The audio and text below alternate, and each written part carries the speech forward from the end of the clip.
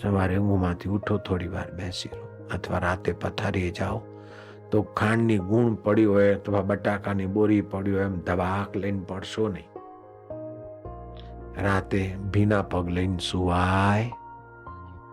બોલો, બધું ઠંડુ ખાતું કે ભીના પગ લઈને સુવાય.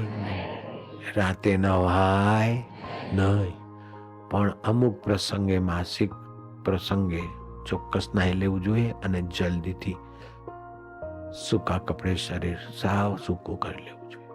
અને ભીના પગે તો કદી સુવાય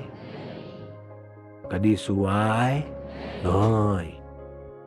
અને પૂર્વ દિશાએ માથું કરીને સૂવું જોઈએ અથવા તો દક્ષિણ દિશાએ, પશ્ચિમ કે ઉત્તર દિશાએ માથું કરીને સુવાય નહીં. જો તમારી પથારીઓ કેવી છે તપાસ કરી લેજો. અને જેના ઘરમાં એર કન્ડિશન હોય તો પશ્ચિમ બાજુની હવા સ્વાસ્થ્ય માટે સારી નહીં. બહુ માપની આવતી હોય પણ સીધી ના આવે, ખ્યાલ રાખો.